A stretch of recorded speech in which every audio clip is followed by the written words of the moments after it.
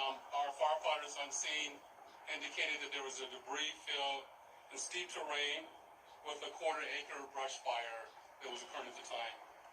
Our firefighters hiked in to the accident site with their medical equipment and hose lines to extinguish the stubborn fire, as it included the brush fire, debris from the helicopter, and the fire also included magnesium, which is very hard for our firefighters to extinguish because magnesium reacts with oxygen and water.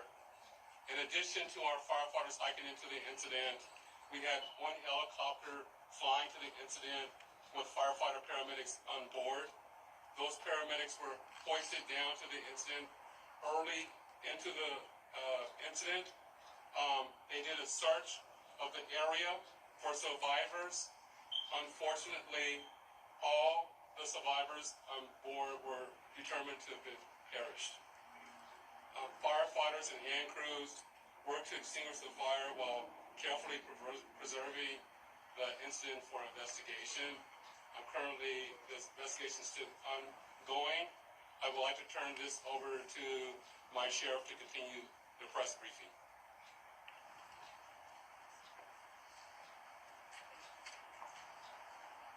Thank you, Chief Osby.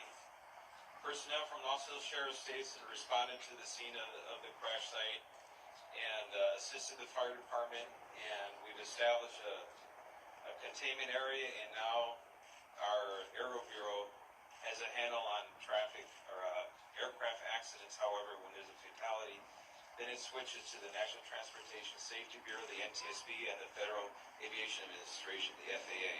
The FAA is already on scene and assisting. We're waiting the arrival of the coroner's office to assist in the recovery of the remains. As the chief indicated, there were no survivors.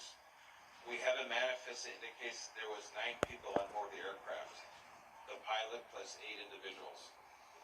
There is wide speculation of who the identities are. However, it would be entirely inappropriate right now to identify anyone by name until the coroner has made the identification through their very deliberative process, and they've made notifications to next of kin. And it'd be extremely disrespectful to understand that your loved one was perished and you learn about it from TMZ. That is just wholly inappropriate. So we're not going to be going there. We're going to wait till the coroner does their job, and we're assisting the families of those who believe they've been impacted, and it's a tough process.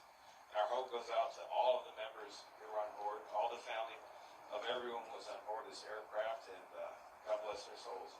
So at this point in time, we have nothing that we can add until the coroner does their job, and we'll be making those notifications when we have the information and announcements. Sheriff, there is one thing you can confirm. Do we have a confirmation actually of 9 bodies there at the scene? That is our belief, yes.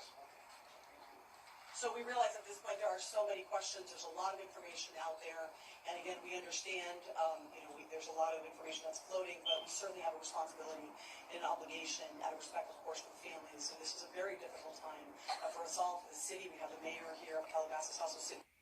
We thank them for being here, and in fact, they wanted to pass on a message that for those in the community that want to gather here and are coming to Calabasas, if you do, you are welcome to join others at the Pianza Park here in Calabasas, and the cross streets there are Los Hills and Las Verdes. Also, the Sheriff's Information Bureau will be sending out updates as to when there will be, if there is one, a press advisory out, a notification of another press conference or any other updates through our Twitter. So please look for that.